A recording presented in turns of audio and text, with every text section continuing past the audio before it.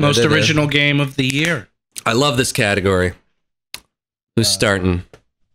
Boris, you want to start? You know, I'm gonna throw down. Who's your daddy? Yeah, who's your daddy? Who's your daddy? It's the dad simulator where one player's the dad, the other's the baby who tries to kill himself.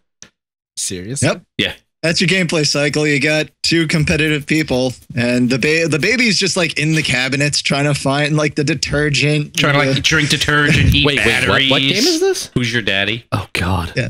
He's trying to jump into the stove, and in the meantime, the parent can't bend down. Like, they just have to walk around and, like, pick the stuff up and put it elsewhere, or close the doors, or block the kid off. I'm just thankful you didn't pick Shower with Your Father Simulator.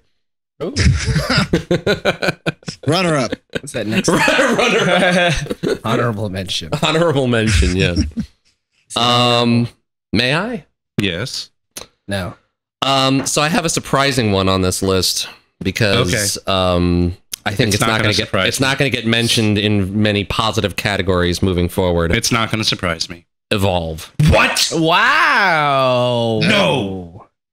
Actually, it doesn't win it. I know. It doesn't win it. But I do think Evolve tried something different. It fucked it up in a lot of ways, not because of what it was trying to do, but because of all the ways that it went. Like, you know, went all the way around what was exciting and enticing about that game to try to make it a, you know, an e-sport, you know, like something that's sold to people, you know, like the whole way that they fucking, they just went around what made that game interesting and exciting to people and then tried to beat it into people as something that it wasn't. And it just fucking...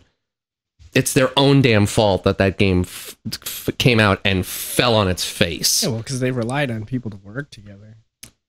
But they could have done more with it. Like, they, you know, when you put out 4 monsters, one of them is broken and the other 3 are not balanced to shit. And they did nothing to balance the 4 or 5 people that fight against that monster. Like, if you're gonna make that game work, you have to make all the elements of it work. It's like the anti-Overwatch.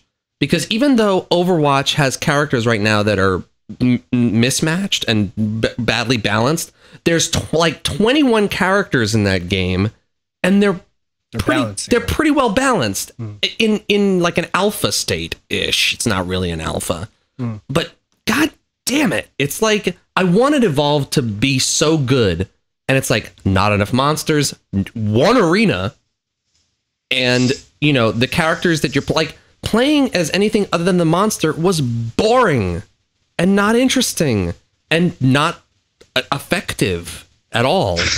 But the idea of it was great. Yeah, no, great. Definitely. That's the terrible part about a game like that, is just making sure that everything feels interesting, not just the gimmick. Yeah. But let me pick the winner of this since we want to move things along. Crypt of the Neck. Undertale, again, I'm still, the jury's out on that. I have it on this list in more places than I think it deserves. Crypt of the Necrodancer definitely deserves a mention because I think it's one of the few games this year that took the roguelike thing and put it on its head, especially with the music, but it's tied so much to the music that I don't think it gets the win in this category, because if it didn't have that music, no one would care. Yeah. I'm fairly certain. Grow Home wins this for me. Because goddamn, I don't know what that game is. I want more of it, and the fact that there isn't makes me sad, and I'm hoping that people buy it and play it and like it because and also just weird something about that game, the fact that there are so many passive, not so passive references to dicks in that game, just like all over the place. It's just, you know what, I went with it, but man, it made me feel a little uncomfortable at times. It's just a little, it's, you know, the plant's growing and you're standing on the top of it and you just look around. I was like, oh, that's a big penis in the sky. Okay. I thought it was a little weird when it started shooting milk. I was like, that doesn't make any sense logically with the rules that the world set up. No, it's when mom goes, oh, look, I think it's about to bloom. Yeah. Oh wow! Why are there 2 watermelons at the bottom? It's a watermelon vine.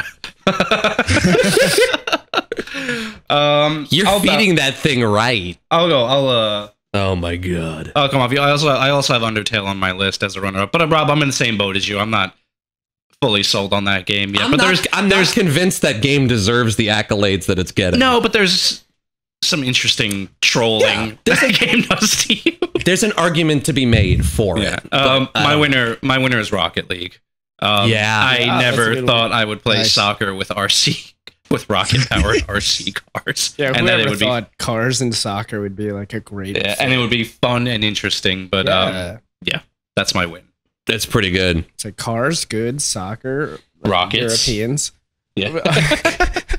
I don't know. Fruit, good. Cake, good. And just its whole aesthetic. I like the futuristic, go into the game and there's like ambient techno playing. Oh, it's just a good natured cheering. Yeah, and it's just like a good that natured one arena that you hear like the people. Yeah, you hear them like chanting for you. It's great. Could you hand me that white? Yes, I'm on a rocket car. Just pull it out of the Boris, thing. what do you got? Boris went. Oh, Boris already went. Who didn't go? You. Oh, I didn't go. Shit. All right. It's not passing on to me, man. Kevin, that only gets worse as the show goes on. Don't worry. It's god awful. It's fine. But okay, most original game, and I'm going to say this because the way that I thought of the most original game, I'm actually changing on the fly because I'm changing 2 other things. But the reason why I say I had trying to get my girlfriend to play a game is it's interesting. I got her to play Tomb Raider and she didn't really like it. But then this game, it's most original because it's kind of like a board game, but you're playing on the Xbox. It's the Jackbox Party Pack 2. That is great stuff. And man. I call it the most original because you don't need a controller. All you need is your cell phone and an internet connection. You literally log into jackbox.tv. That was the best thing they ever did. And then put in a code and then a name and then you're playing. And I think that I don't know where that came up in the discussion, but the thing that I've noticed that works great with is Twitch streaming. Yeah. And like playing these games on the internet. Oh, yeah. Because the thing that they've added, like, every time I watch Giant Bomb do it, they have the audience come in. Like they've made games that have a cell phone audience that can vote on shit. Yeah. And if you have 2,000-3,000, people watching, maybe someday, I don't know if that's never going to happen. You can have people in the audience playing the game along with, and that's fucking awesome. Yeah, it's great because like anyone can. And Drawful is fucking hilarious. And we were playing it literally on New Year's. It was like a bunch of us. It was me and my girlfriend, a bunch of all our friends, and everyone's just getting into it. It's typing in funny names. It's just so much fun. Speaking about penises, if you want a game that you're playing from that collection to stay PG-13 or under, don't play Drawful. Just don't. Wait, that's in Pack 1. I'm talking about Pack 2. It's in Pack 2 also. I don't think so. Oh god, you need to get Pack 1 because Drawful is the best. 1. Pack 2 is pretty good too. There's like fibbage where you put lies out there and you have to choose which one is the truth. But you can, I don't know. It's funny. It's a great game. Drawful is so good. Nice. Pick it up. All right. Everyone done? Next category. Yeah.